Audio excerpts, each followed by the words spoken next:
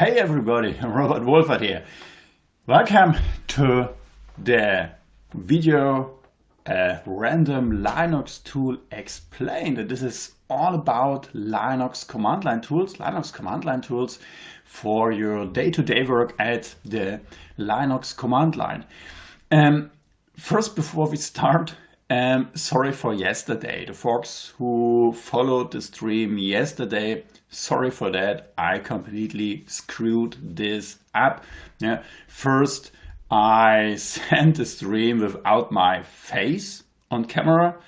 That wouldn't be a big deal at all, but I also sent the stream without any audio.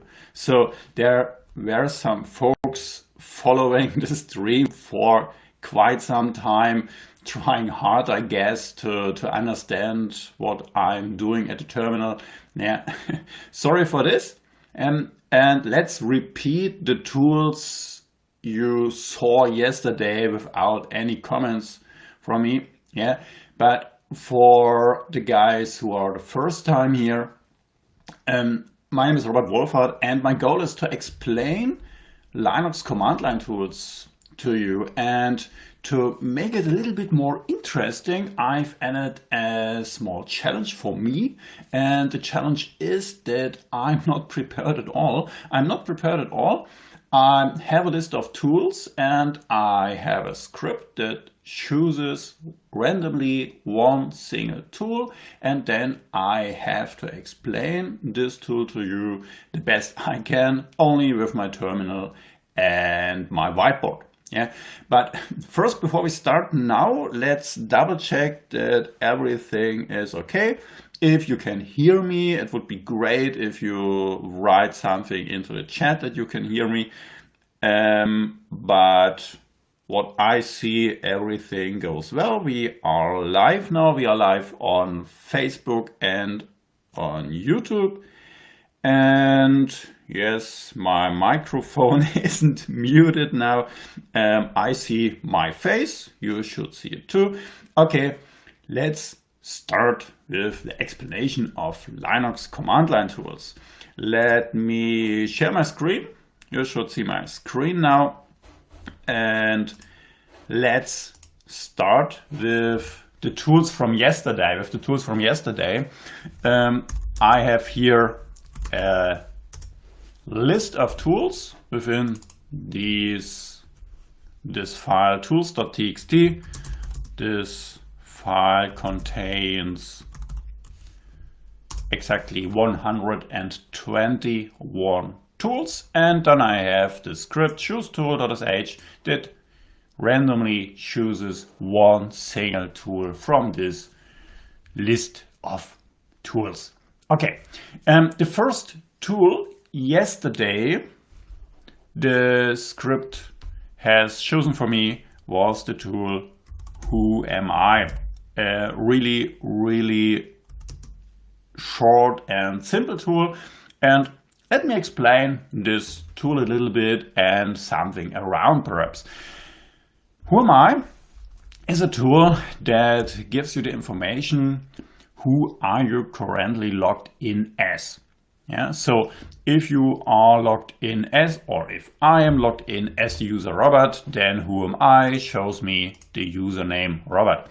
If I have switched to a root shell, for instance, sudo su dash, for instance, now I'm root, and whoami shows me I'm root now. Yeah. Okay. So whoami shows me who I am currently within the shell, and this tool needs a lot of typing. Who am I? There are 1, 2, 3, 4, 5, 6 letters. I know a tool, and I typically use this tool with only 2 letters in its name. This is the tool ID, and this tool ID gives me the same information whoami gives me, but it also gives me a lot more information, a lot more interesting information about the user I'm currently logged in as. And as you see, the tool ID here shows me again, I'm currently logged in as the user Robert, yeah, and the ID command shows me a much more important property of the currently logged in user, the user ID. The user ID is the most important property a user has. I can every time or any time change the name of the user. Yeah, I can change the name of the user Robert to the name Max, for instance, and the user then just needs a different name for logging in, but everything the user can do on a system, every permissions the user has for a file, for directories and so on, are bound to this user ID. Yeah, so if you rename a user later on, no problem at all. The user still has access to all its files and directories. Yeah, so this is the user ID I get here, and then I get a list. I get a list of groups. I get a list of groups where the user is member of. Yeah, so the user Robert is currently here member of the group Robert itself. There is one group created directly for this user. Then he is member of the group sudo, and then he is member of the group Redis. Redis is the group I've added the user yesterday for a demonstration. Yeah, so the user Robert is member of these 3 groups. So then here is again a group mentioned, the group Robert again. I'm currently member of the groups Robert, sudo and Redis, and my effective group, this is what this output stands for, my effective group. My effective group is currently the group Robert. What is the effective group? All the groups I'm member of are responsible for what can I do on a system. Yeah, I can do everything on a system. The group Robert has access to, or the group sudo has access to, or the group Redis has access to. Yeah, but if I create something new, if I create, for instance, a new file, let's create a new file, touch test1, for instance, then this new file belongs to the user Robert and my currently effective group. ls-l shows me my newly created empty file belongs to the user Robert and the effective group Robert. If I want to, I can every time switch my effective group to something I'm member of, to some different group I'm member of. Let's do this. I can do this with chgrp, change group. No, sorry, not change group, new group, new grp. And new grp can be used now, for instance, to switch my effective group to Redis. Now my effective group, let's prove this with the command id. Now my effective group is the group Redis. And from now on, everything I create new. I create a new file, I start a new process, for instance. Everything I create new belongs to this effective group. Yeah, as you see, test2, this file now belongs to Robert and the group Redis. Yeah, every file on the system has an owner and has exactly one owning group. Yeah, and this owning group is the effective group of the user who created the file at the time he created this file. Yeah. Okay. New group gives me a new shell. New group creates a new shell for me. If I have prepared a second shell, I think. Yes, here it is. Here I'm currently logged in as the user Robert 2, and as I see here in this shell, yeah, the effective group of the logged in user is still Robert. Yeah, but this tool here, newgrp, has created or has started a new shell for me, and this new shell now runs with the effective group Redis. Yeah, so if I leave this additionally started shell with exit, for instance, yeah, then I'm in the original shell. In the shell I have I've opened upon login, yeah, and then again my effective group is Robert. Why is the effective group Robert here? Simply because this is my primary group, or this is the primary group of the user Robert. Every user on a system has one single primary group. There is no user on a system that has any group associated with it. Yeah, we have a file called etc passwd, and this file etc or passwd, this is the file where all the local defined users are written or are defined. Yeah, and if I have a look into this file, let's not cat this file to the terminal. Let's just search for the defined user Robert here within etc passwd. You see Robert is the username, then we have an X, then we have here, this is the user ID, and this is the ID of the primary group of the user. Yeah, so this user is, because of this line within etc passwd, member of the group Robert, and this, sorry, and this group is the primary group for the user. Yeah, and then he is additionally a member of these two groups, sudo and Redis. And where does this come from? Well, this comes from a file called etc group, and within this file etc group there are all the groups defined on the system, yeah, the local groups on the system. And what you see here is all the lines containing Robert.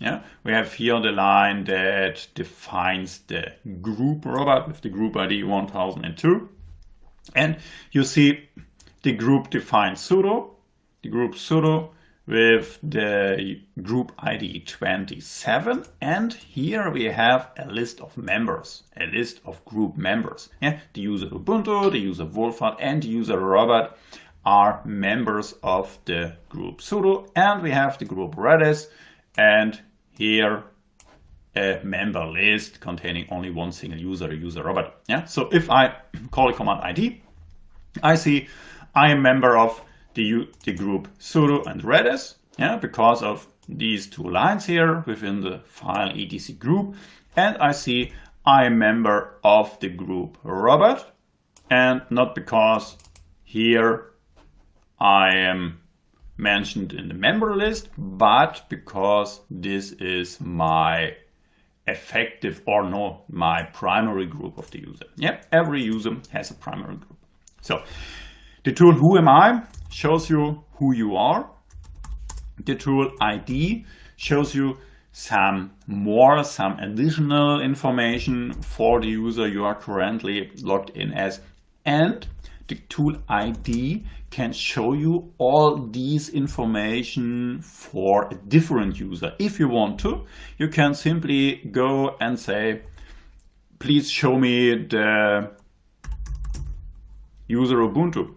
Yeah, the user Ubuntu, how is this user defined? And you see the user Ubuntu has the user ID of 1000, and if he logs in, yeah, its primary group or its effective group would be its primary group Ubuntu, and then we have a huge list of groups where this user is member of. Yeah, so who am I? Who are you on a system?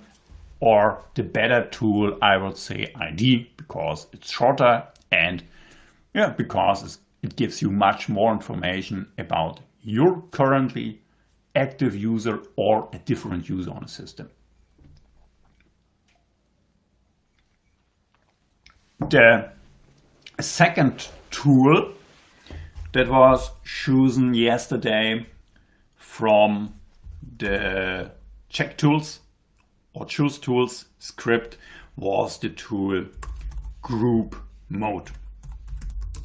Group Mode is a tool that belongs to all the tools that can be used to manage users on a system. Yeah. We have users on a system that are defined within etc passwd. And etc passwd you have seen here, we have for every user one line within this file. This line describes the user ID, group ID, you see the home directory, you see the login shell. Yeah? And then the user needs some additional piece of information for logging in. The user needs its password, and this password is perhaps or can be part of the user line within etc passwd, yeah, the encrypted and hashed password.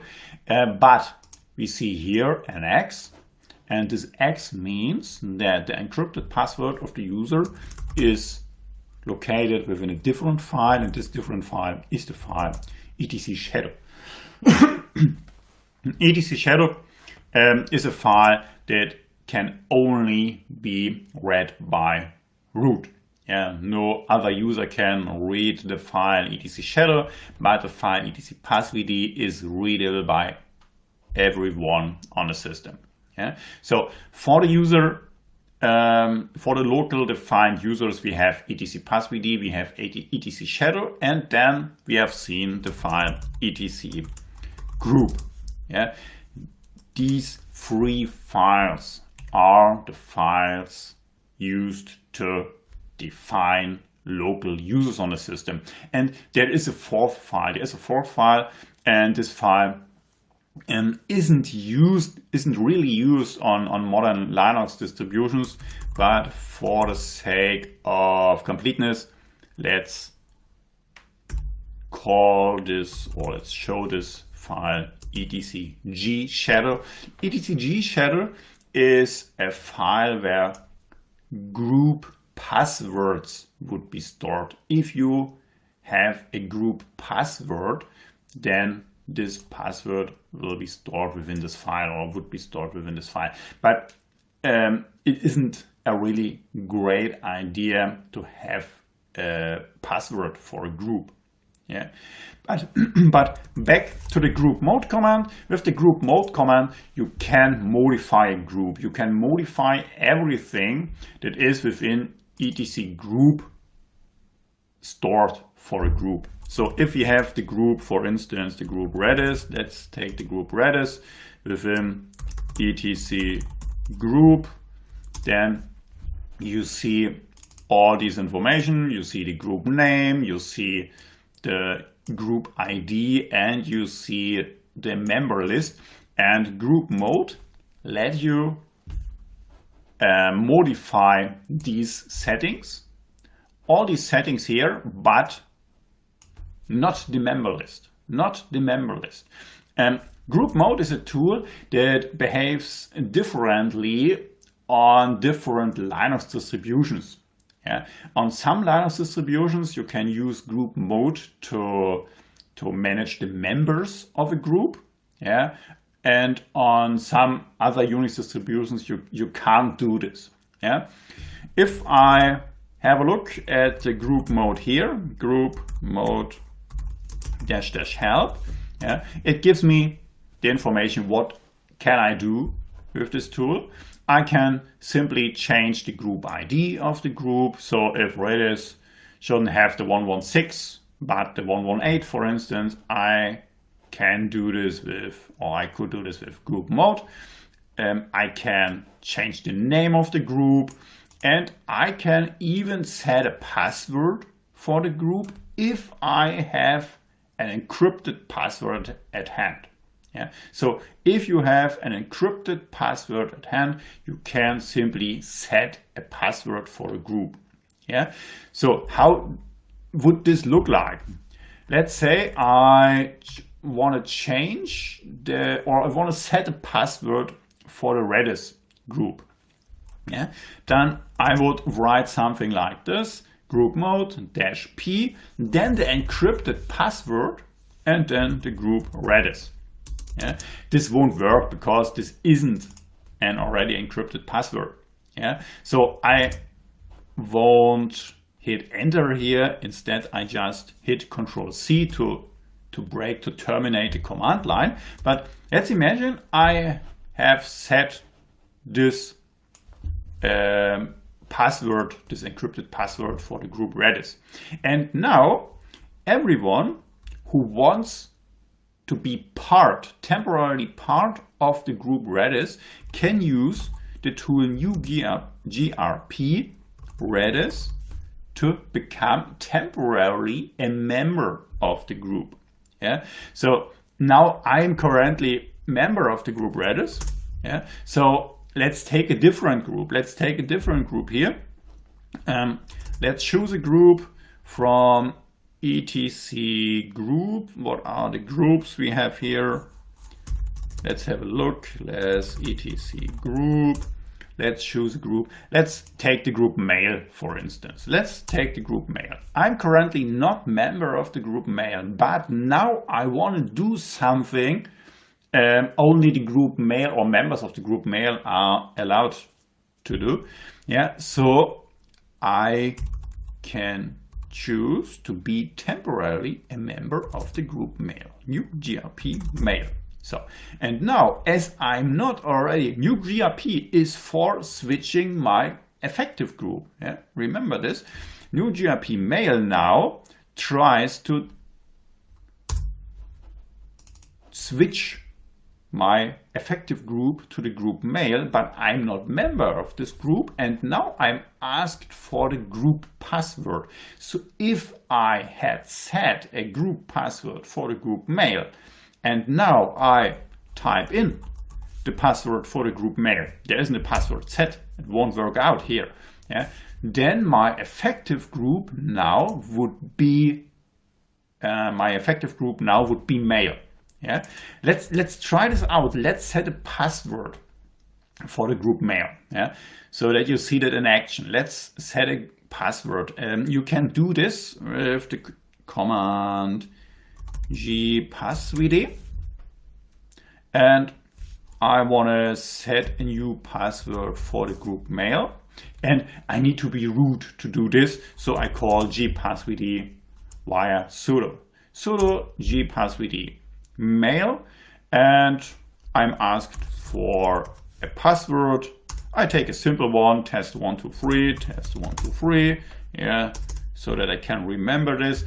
And now I again call newgrp mail and the password test123, and what you now see is my currently effective group is the group mail, and mail is temporarily within my list of group memberships or groups I'm member of.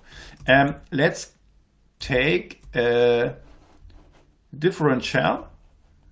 I'm here within the shell. I have not called newgrp here. Yeah, you see, I'm only temporarily within this terminal, within this shell, member of the group mail. Yeah, not in this terminal. Yeah. Okay, so, and as soon as I leave this shell via exit, yeah, I lose my group membership, my temporary appended or added group membership, yeah, for the group mail. Yeah. Okay, so group mode is the tool that let you modify everything related to a group on some systems let you change the member list of a group, on some systems not. If you want to change instead the membership of a group, you can use on most systems, I would say on every system, the tool user mode for this. Yeah, user mode lets you modify a user, and modifying a user means you can change its so-called supplementary groups. Yeah. So if you want to change the membership of the group memberships of a user, use the tool user mode instead. Okay. So we are nearly half an hour live now. Let's take a random tool. The third one here, let's call the choose tool.sh. Let's clear the terminal a little bit, and now again choose tool.sh, mixing the tools, and the winner is RM. Okay, RM is the tool for removing something from your directories, for removing files. This is the RM tool. I have here a few test files at hand, and if I want to, I can simply remove such a test file, rm test1. And what you see here is that you won't be asked if rm shall really remove this file. Rm just does what you asked it to do. Yeah, it just has removed this file. Yeah, test1 is removed. Rm test2 is now removed too. Yeah, you can use rm like any other tool to remove many files at once if you want to. Let's create many files at once. You can create simple empty files with the touch command if you want to. And the touch command is a command that is typically used or originally intended for setting the timestamps of a file. Yeah, but if a file you name as a parameter doesn't exist, the touch command will create this file for you as an empty file. It's a great tool for just testing if you have permissions somewhere. Yeah. Okay, and so now let's touch some files. Let's touch files 1, 2, 3, 4, 5, 6, 7, 8, 0. Now I have created some files in this directory. Let's create some more. 1, 2, 3, 4, 5, 6, 7, 8, 9. This is a pattern for the Linux command line, for the shell, that builds a combination, with any element within this curly brackets. Yeah, so that now I have created with the first command line files test 1, 2, 3, 4, 5 and so on until test 0. And with the second command line I have created files with the names test and then 2 digits, first one from the first list and then the second digit from the second list, so that I have now here really 100 files within this directory. Yeah. And now I can, if I want to, use rm to remove all these files. Yeah, rm test asterisk. And I could even, if I want, write here rm asterisk. Yeah. Now everything is deleted, is removed within this directory, but not the directory tools. And this is just because the rm tool doesn't remove directories. The rm tool doesn't like to remove directories, or doesn't remove directories by default. You have to say to the RM tool that you want to remove the directory. Yeah, let's create a directory. Let's create a directory mkdir pictures, and then let's create 2 subdirectories for 2020 and for 2021, for instance. And now let's create within these subdirectories, let's create holiday and work and kids and so on. Yeah, so let's create these directories. And now as I have created these directories, I have now pictures created, pictures 2020 and pictures 21. Yeah, and within pictures 2020 and pictures 21, I have the directories holidays, kids and work.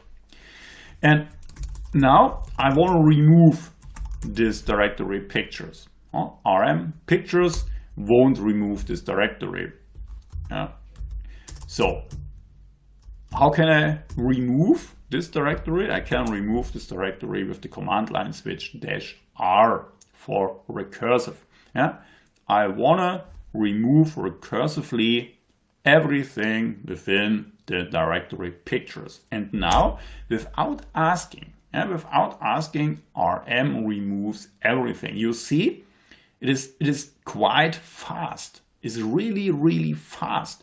So if you are removing directories with RM-R, please think twice, especially if you are logged in as the user root, or if you are using RM-R with sudo. Yeah, think twice if RM shall really remove everything. Yeah, if you are unsure, let's create this directory tree again, and now let's try to remove this, and now let's add a command line switch -I. -I stands for interactive. That means RM asks you, or will ask you, everything it does.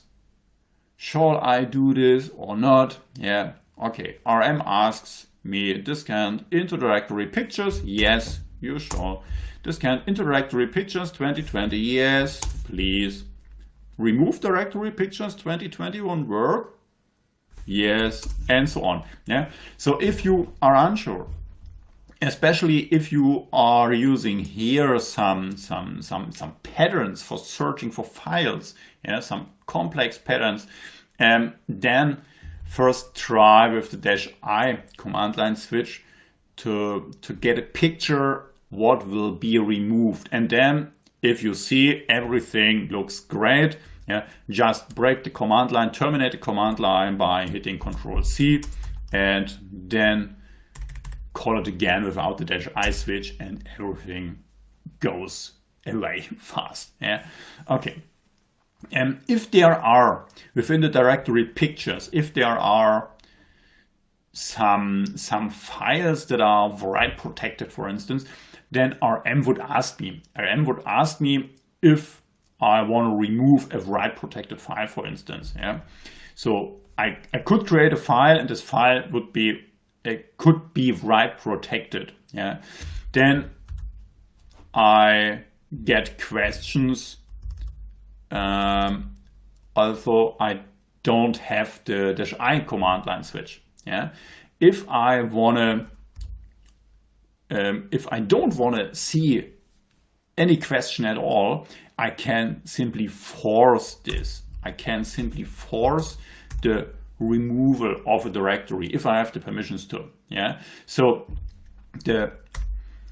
I would say the fastest way and the hardest way you can choose to remove an entire directory with all its content if to call RM with the command line switches, the command line options -R for recursively and -F for force. Yeah, but pay attention, really pay attention. RM won't ask you if you destroy important data. Yeah, it goes really fast. Okay, this is the RM tool for removing directories. We have had a look at some interesting tools here. If you want to see more of these tools, go to shelltoolbox.com. I have compiled an ebook, the Shell Toolbox. If you are interested, go to shelltoolbox.com. There can you find every tool you need for your daily work at the Linux command line. You can get this for free plus shipping. I would say only $5.60.